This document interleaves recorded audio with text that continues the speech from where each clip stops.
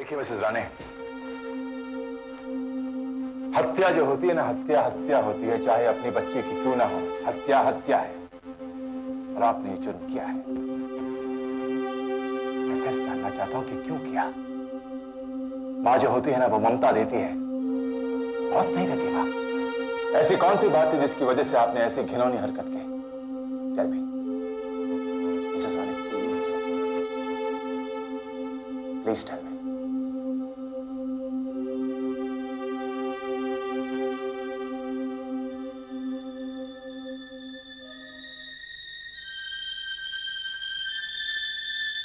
I'll talk to you later.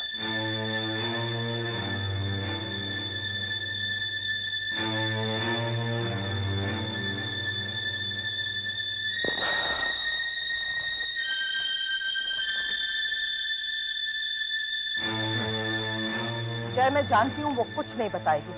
हम तो सिर्फ गुनाह देखते हैं, लेकिन ये गुनाह क्यों पलता है, क्यों पैदा होता है, ये देखने की या जानने की फुर्सत नहीं है हमें। तुम ठीक कह रहे हो बेनी। कानून सिर्फ गुनाह ही देखता है, यही काम है कानून का। कानून में जज्बातों की अहमियत नहीं होती। मैंने हमेशा देखा है जय, जब आम आदमी गुनाह करता है ना, अपने जज्बातों में गुनाह करता है। इंस्पेक्टर राणे ने गुनाह किया, लेकिन ये जानने की हमने कभी कोशिश की कि गुनाह क्यों किया होगा। मिसेस राणे ने अपनी बेटी को मार डाला, क्या हमने जानने की कोशिश की कि क्यों मार डाली? बेनी, मैं यही जानने की कोशिश कर रहा हूँ, लेकिन अगर वो औरत अपना मुंह नहीं खोलेगी तो मैं क्या करूंगा, किससे बात करूंगा? वसुधा से। वसुधा कौन है? इंस्पेक्टर राणे की बड़ी बेटी। बुला। जी हाँ, मैं सब इंस्पेक्टर राणी की बेटी हूँ। वो मेरी सौतेली माँ है और मेरी सौतेली बहन की खून की जिम्मेदार मैं हूँ सर। तुम? हाँ, ना ही उस दिन मैं माँ को कड़वे लफ्ज सुनाती और ना ही आज वो कानून की गिरफ्त में होती। हाँ हाँ, थोड़े दिनों बाद ये पैसों की जरूरत का बोझ तो मेरे ही कंधों पर आएगा। और जिस तरह से तुमने पापा को रिश्वत का रास्ता दिखाया था, उसी तरह मुझे भी किसी कोठे का रास्ता दिखाओगी और कहोगी वसुधा जाओ, मीना की वजह से बेच दो अपना शरीर और लाओ पैसा। वसुधा!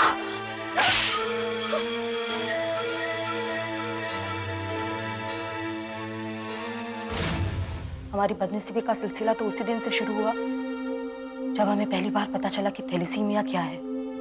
थैलेसीमिया? हाँ, थैलेसीमिया। इस बीमारी के बारे में हमें पता उस वक्त चला जब हम पापा के दोस्त अजित अंकल से मिलने गए।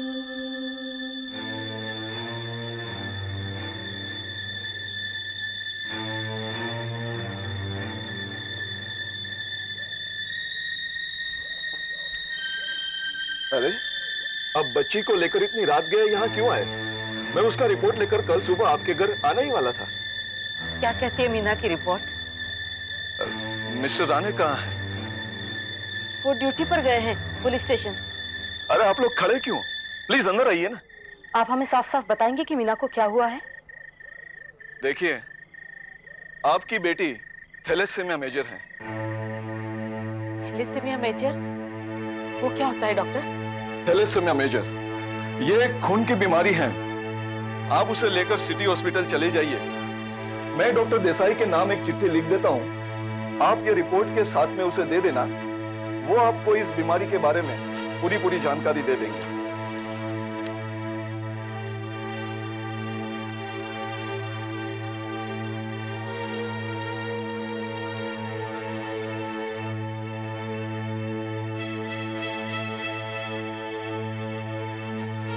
डॉक्टर अंकल के कहने पर दूसरे दिन सुबह मैं और माँ मीना को लेकर सिटी हॉस्पिटल गए।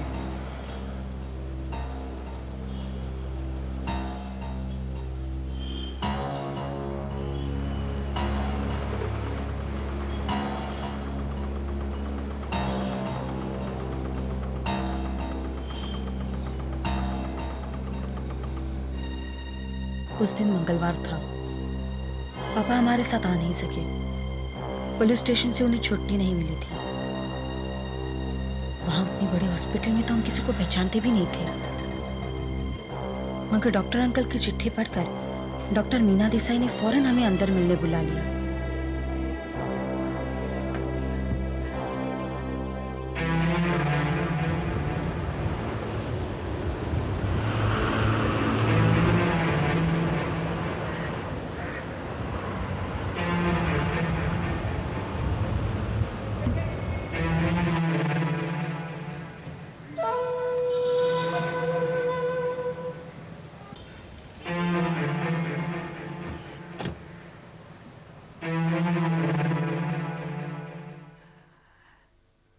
Mrs Rane, this report shows कि आपकी बेटी को थैलेसीमिया मेजर है।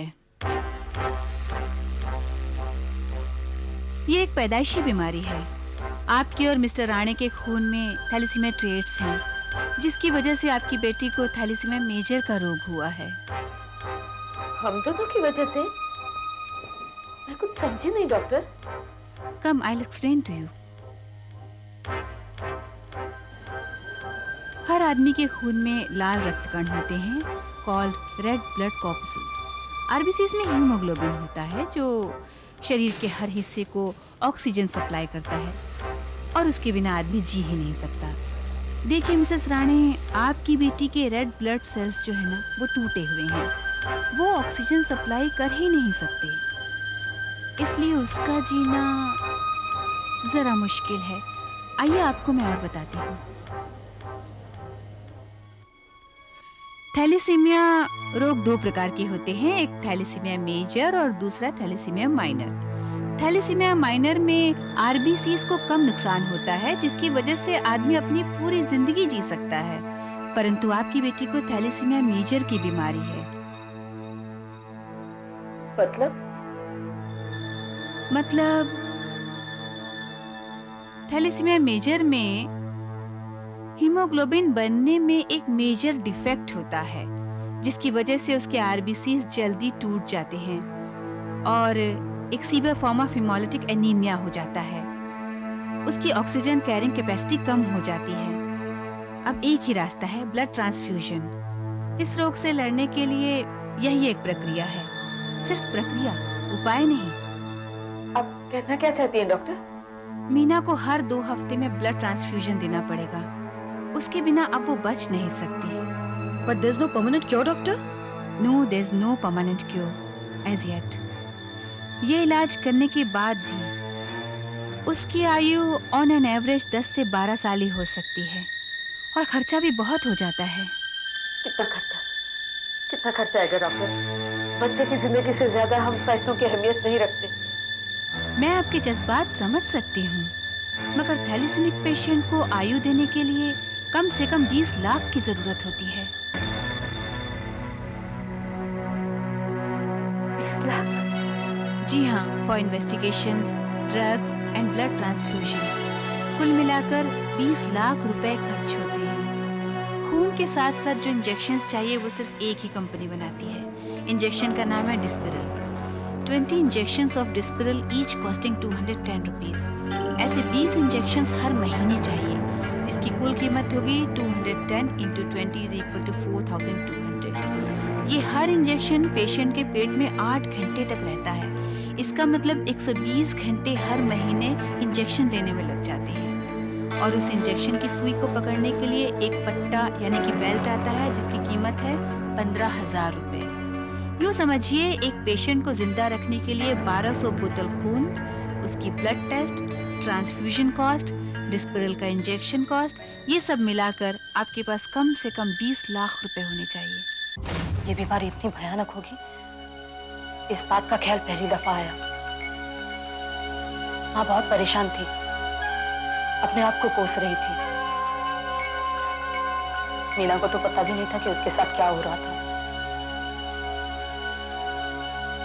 उस रात नींद आना तो मुश्किल था, मगर हम सब लोग सो रहे हैं ये समझकर माँ ने पापा से बात की।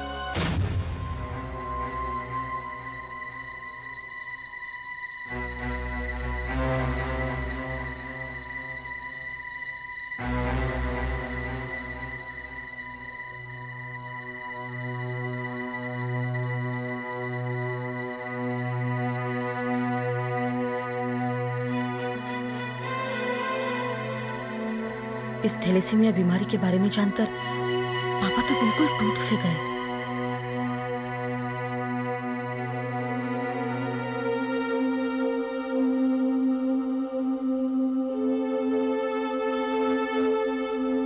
दूसरे दिन सुबह ही मैं और पापा फिर से डॉक्टर से मिलने हॉस्पिटल गए। हमें पता था कि केस बिगड़ चुका है, फिर भी कहते हैं ना, जब तक दवा है तब तक इंसान उस दवा को पाने के लिए और अपने खून को बचाने के लिए हर कोशिश करता है। मेरे पापा ने भी वही किया।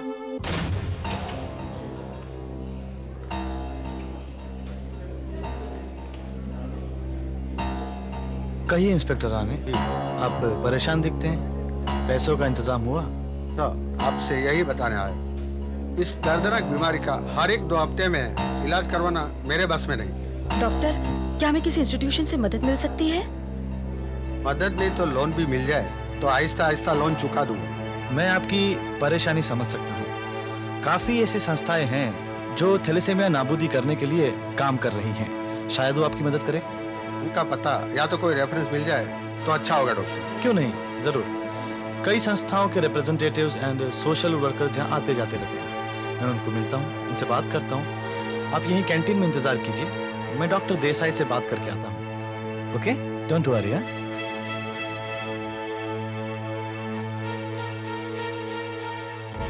डॉक्टर के कहने पर हम बाहर इंतजार करते बैठे।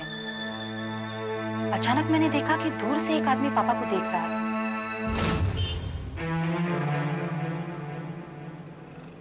उसने हमें नीचे ही देख लिया था। हमारे पीछे पीछे वो हॉस्पिटल के फॉयर में बढ़ने लगा। मैं और पापा हॉस्पिटल के कैफेटेरिया में जाकर बैठे। वहां हम डॉक्टर देसाई का इंतजार कर रहे थे। वो आदमी फौरन हमारे पीछे पीछे लिफ्ट से ऊपर आया। मुझे लगा शायद पापा का कोई पुराना दोस्त होगा जो उन्हें पहचानने की कोशिश कर रहा था, मगर ऐसा नहीं था। वो सीधा कॉफी काउंटर पर गया। कॉफी लेने के बाद उसने पापा को हेलो किया।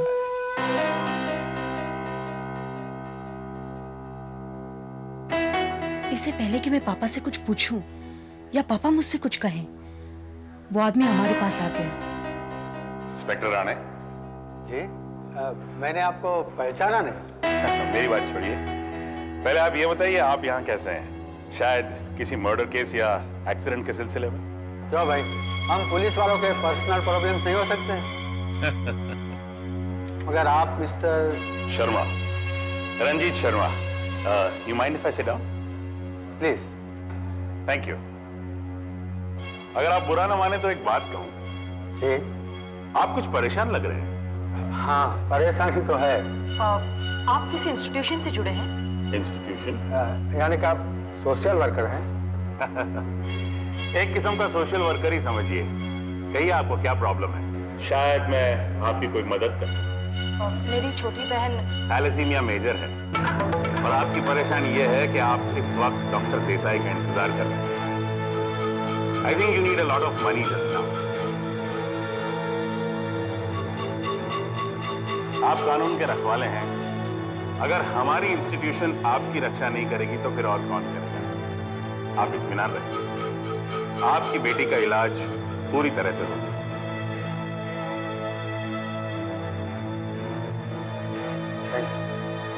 You're welcome.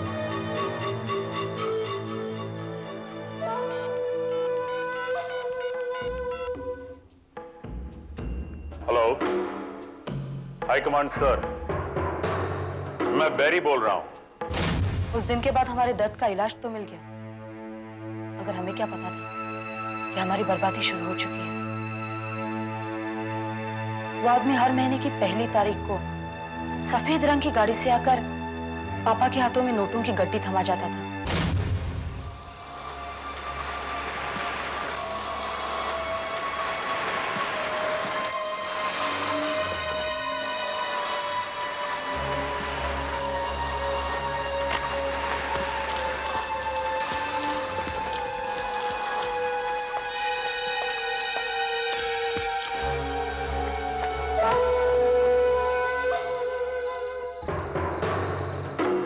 ये लो, हर महीने की तरह इस महीने की रकम। आपका ये एहसान मैं कैसे चुकाऊं?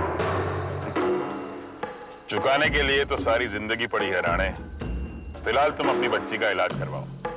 फिर भी आज तक आपने मुझे 2 लाख से भी ज्यादा रुपये दिए, मैं कब लौटाऊं?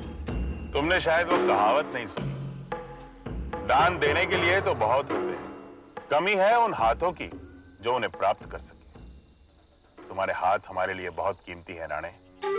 मैं कुछ समझा नहीं। तुम्हारे हाथ हमसे बहुत कुछ ले चुके हैं, अब देने का वक्त आ गया है। क्या? तुम्हारे ये 2 हाथ और तुम्हारा साथ। अगर दोनों हमें मिल जाए तो हम क्या कुछ नहीं कर सकते। कहना क्या था? वर्दी कानून की पहनो और काम हमारा करो। नहीं, ये तो फर्ज के साथ गद्दारी हो। गद्दारी के साथ लाचारी भी तो जुड़ी हुई है राणे। याद करो तुम्हारी नन्ही मुन्नी बेटी, जब उसके इलाज के लिए पैसे चाहिए थे तो कहां था तुम्हारा कानून?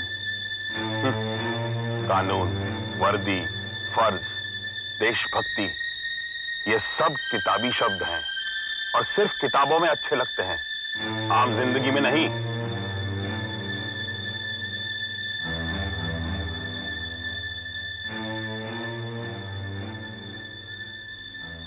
राणे, जब युधिष्ठिर लड़ाई हार रहा था ना, तो उसने भी कहा था अश्वत्थामा हतः नरो व कुंजरो, नरो व कुंजरो। Good night inspector.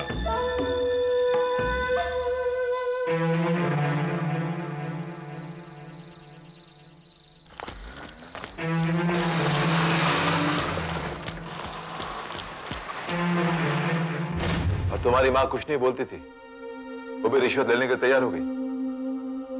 उसे तो ये कहा गया था कि किसी इंस्टीट्यूशन से मसीहा आकर गुप्तदान कर जाता है मेरी बहन को बचाने के लिए।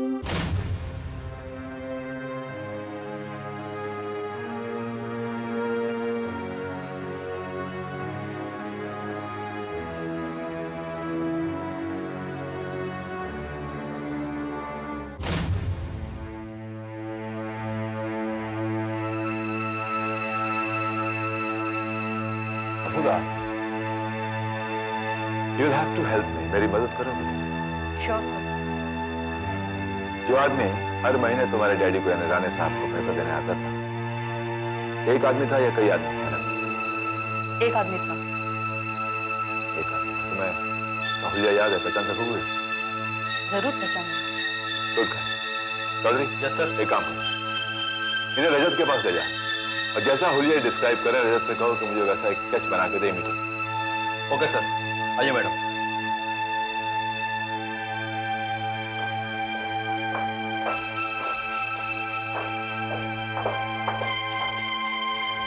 Damn it. ऐसा क्यों होता है? क्यों होता है ऐसा? रिश्वत के बोझ ने आखिर कानून की हद कमजोर करी। मजबूरी इंसान को क्या कुछ नहीं करवाती मेरी। बेचारा राणे मजबूर हो गया अपनी बेटी को जिंदा रखने के लिए। मिसेस राणे मजबूर हो गई अपनी बेटी को मारने के लिए और मैं मजबूर हो गया हूं मिसेस राणे को बचाने के लिए। क्या? हाँ बेटी, मिसेस राणे ने कोई खून नहीं किया। वो एक माँ है, उसे अपनी बेटी की तकलीफ देखी नहीं गई। What she did was not killing, it was mercy killing. उसने मुक्ति दिलाई अपनी बेटी को and believe me, I will fight for her. I will save her. Fight for her.